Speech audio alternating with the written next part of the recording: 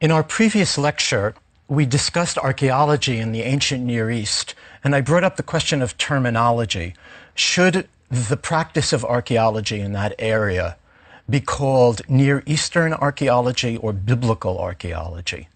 This is a controversy that raged throughout the late 19th and 20th centuries, and in some sense is still with us today. We also discussed ideological issues revolving around the practice of archaeology. Today, we will discuss one aspect of archaeology, the deciphering of inscriptions and the reading of texts. So language and the principles of writing systems are what we will focus on. From the late 18th century onwards, scholars, explorers, and adventurers in the Near East copied and collected inscriptions. They found these inscriptions on rocks. There were some really heroic attempts to climb up on rocks, some of them successful. And it took weeks. British explorers would copy these large inscriptions on paper. And imagine copying inscriptions which meant nothing to you. They had to copy them, take them back to Europe, and eventually, through a long process, they were understood and deciphered. They took these inscriptions from the surfaces of tombs and palaces, and they found them on the clay tablets, which were scattered in the ruins throughout the Near East. In this lecture, we will speak about these inscriptions that were found in the 19th century, and we will explain the principles on which these writing systems were based. By way of doing so, I will also look at the way that the peoples of the Near East in antiquity explained the origins of writing. That is, I'm going to oppose two ideas: the way we understand the origins of writing and the way the ancients understood the origins of writing. Once ancient Egyptian and the cuneiform languages of Mesopotamia were deciphered, scholars could see that there were common principles. They look very different when you look at these scripts, cuneiform and hieroglyphs. But when you understand the principles upon which they are based, you'll see that there are many similarities. And in fact, we think there were mutual influences between cuneiform and hieroglyphic. Most recently, and here I mean in the last decade or two, scholars have been focusing on what we might call the prehistory of writing, the Proto-Literate period, the period in which the writing systems were evolving. And these scholars have been collecting, analyzing, and identifying markings, tokens, seal cylinders, and other objects on which there was some type of writing, although not a completely developed writing system. So let us go back to the ancient Near East and look at some of the ideas about writing. In 300 BC, writing in Greek, the Babylonian scholar and scribe Berossus penned a myth about writing. Again, myth, he didn't mean that it was false, hearkening back to our discussion of what myth means. A myth that is an origins story, a story that explains where writing came from. In Babylonia, a number of people came to install themselves in Chaldea, the part of lower Mesopotamia that borders on the Persian Gulf, where they lived an irreligious life similar to that of animals. Let me interject something into Berossus's felicitous prose. Without writing and without the arts of civilization, humans are seen like animals. And they are irreligious. That is, they don't have a spiritual life. In the first year, an extraordinary monster appeared on the shores of the Red Sea, and its name was Oannes. Its entire body was that of a fish, and underneath his head was a second one, that is, a second head, as well as feet similar to that of a man, an image that is still remembered and that is still depicted for us today. This being lived among people without eating anything, and he taught them. He taught them writing first, and science and technology of all types, the foundation of cities, the building of temples, jurisprudence, and geometry. He also revealed to them how to cultivate grains and how to harvest fruits. In short, he gave them all that constitutes civilized life. He did it so well that ever since no one has found anything exceptional in it. When the sun set, the monster Oannes plunged back into the sea to pass the night in the water because he was amphibious. Later, similar creatures appeared. What a wonderful story. So writing and the arts of civilization came from a supernatural being.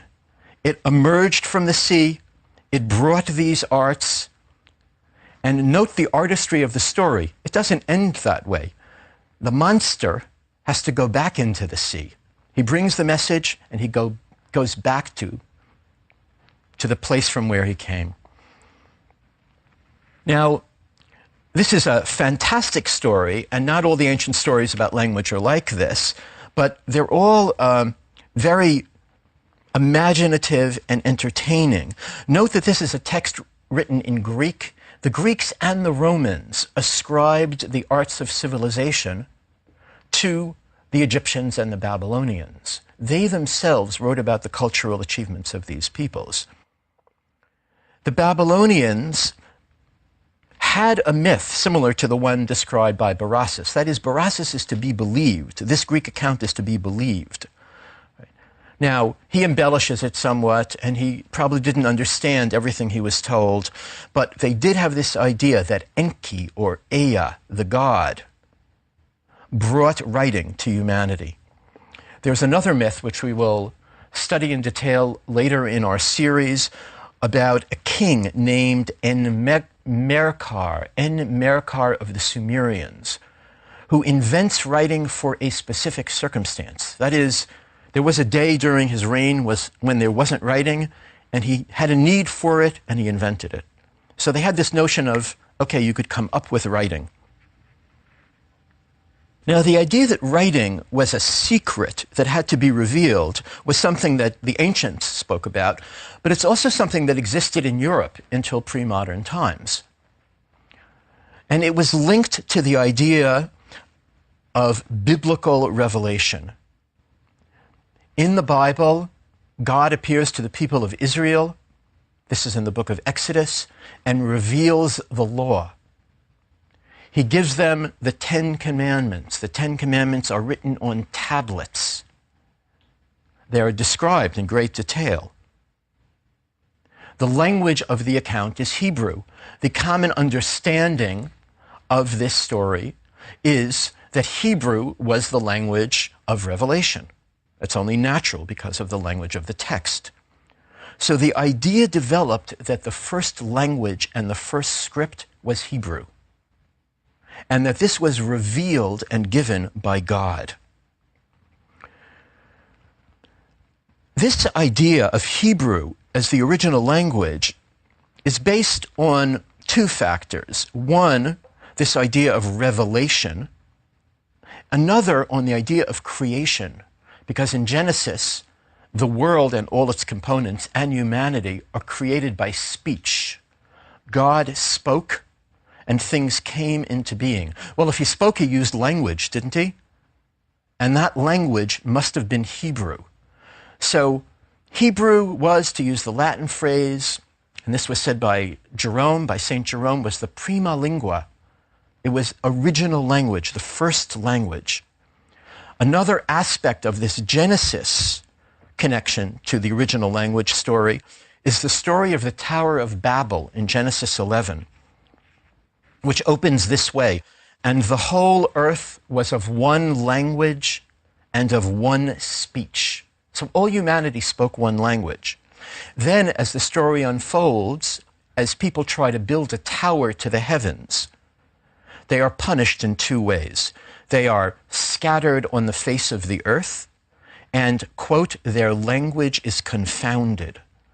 So here we have an origins narrative, a myth, again, in the sense of a story embodying a certain truth.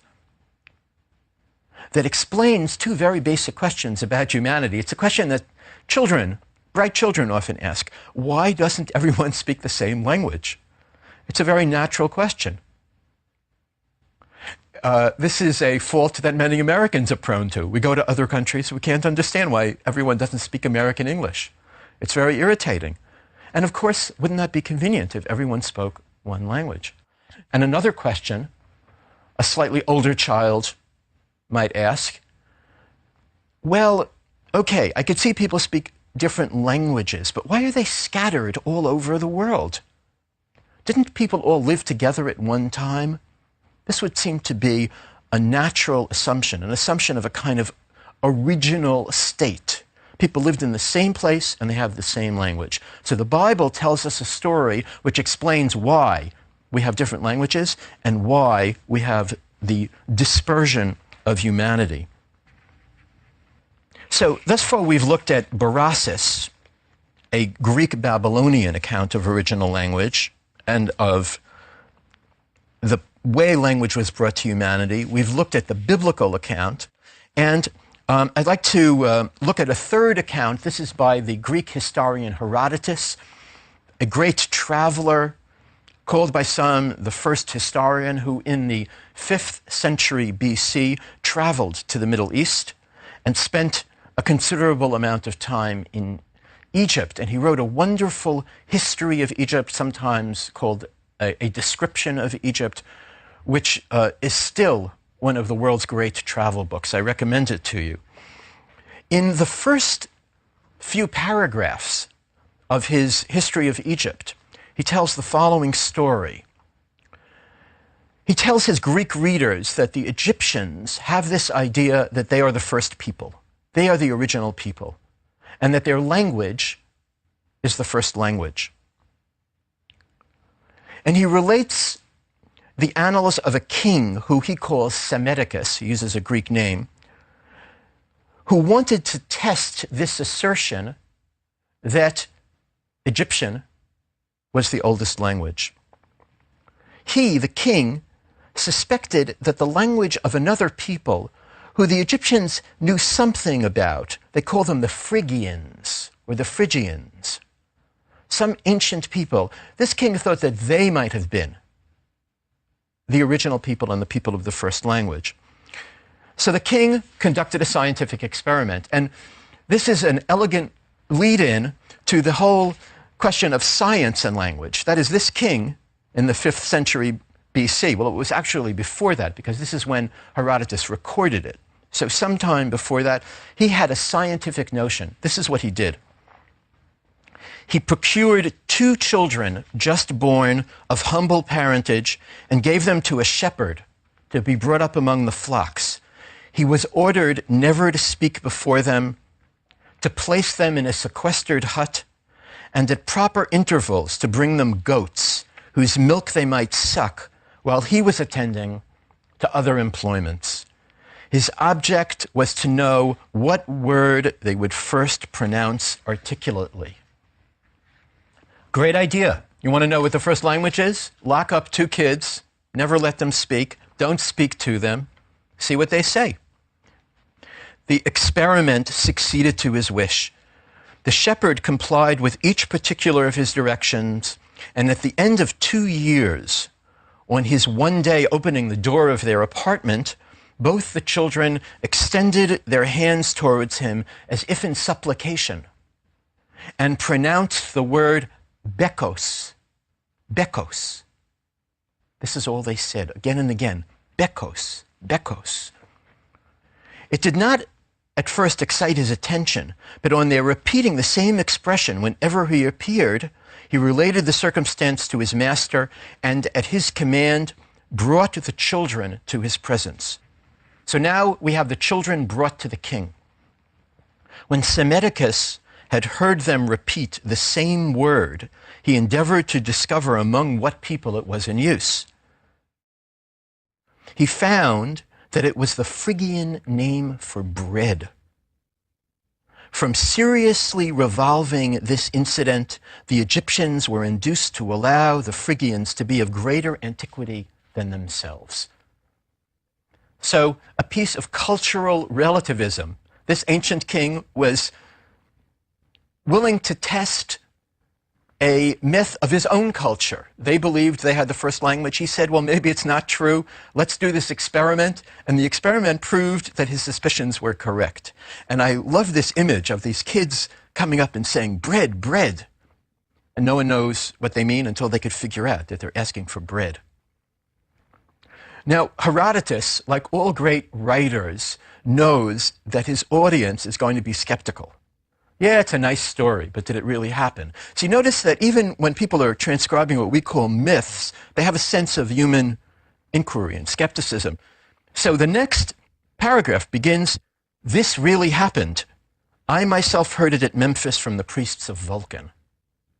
Again, he's using Greek terms to describe Egyptian religion, which is what makes the reading of this text particularly fascinating.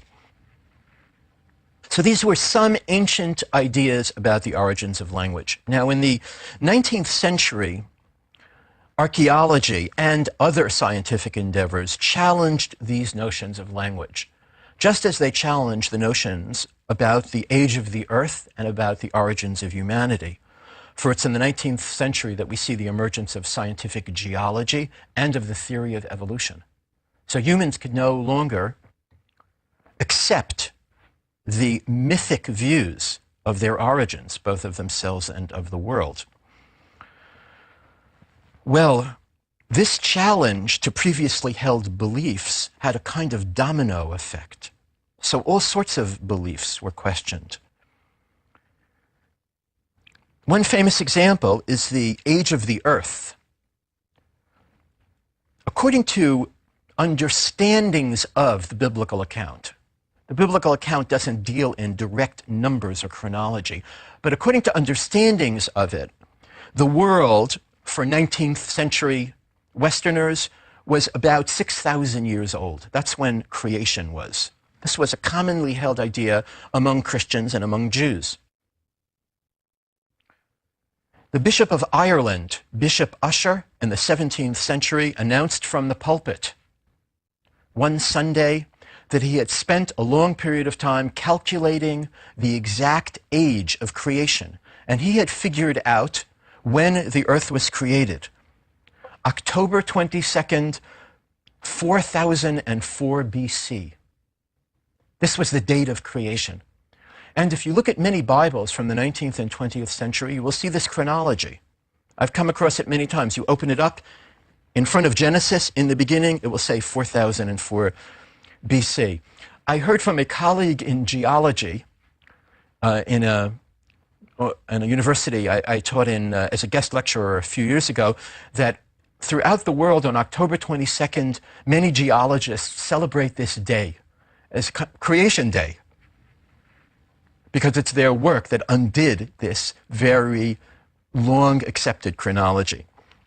Now, what's the relationship between this and our subject, the origins of language? Well, once people questioned the origins of the age of the earth and the origins of the human race, they questioned the origins of language. No, it didn't make sense that language was given by a fish. Or it didn't make sense that language was invented by a king.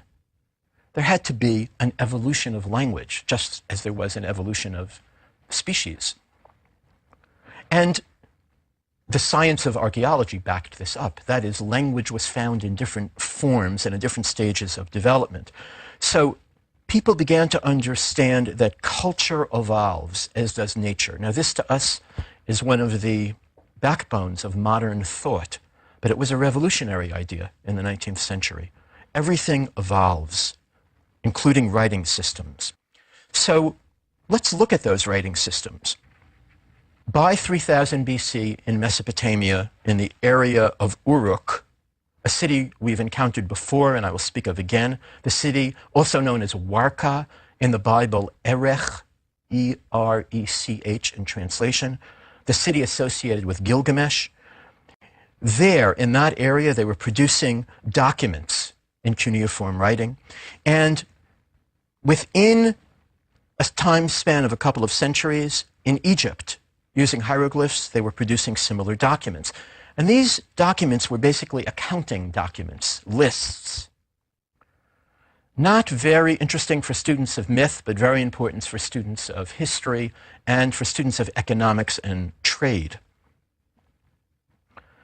These lists, sometimes we go beyond lists. There are contracts. Those are very common in the ancient Near East, business contracts.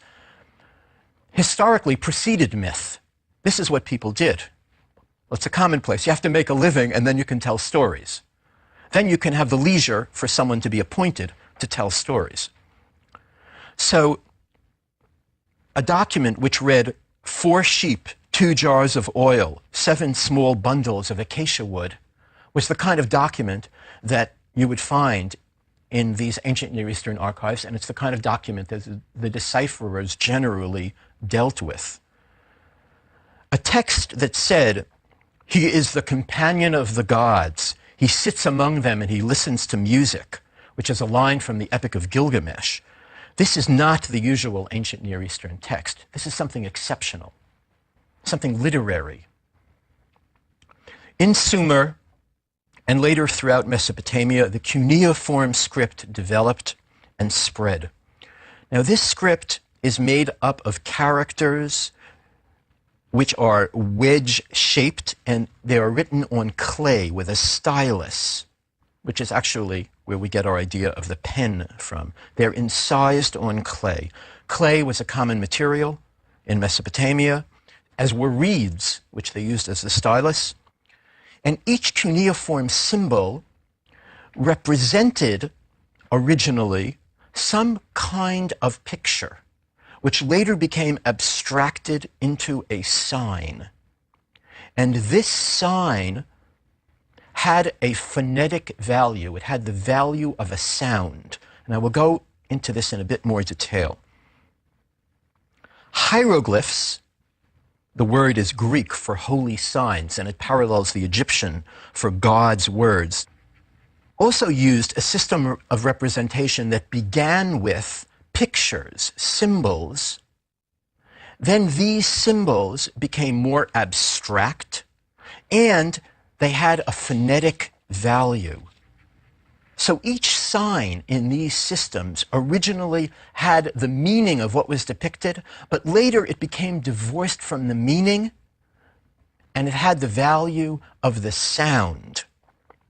Let me illustrate from English, because when one looks at these scripts, they're very intimidating, and it's really an amazing discovery that they bear so much similarity. In English, we have the word man, and we have the word date. So if I were to draw the figure of a man, and then to draw the figure of a date, that is, the date that you eat, and I put the figure of the man and the figure of the date together, you might scratch your head, but you could say, a wit would say it means mandate, like the British mandate. Now, the mandate has nothing to do with man or dates. It's the phonetic value of the symbol. A somewhat more whimsical example, if I were to put on the table a salt shaker and an AA battery, and I would ask you to make a phrase out of it,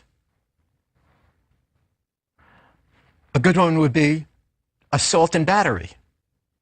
Nothing to do with salt, nothing to do with batteries. Right?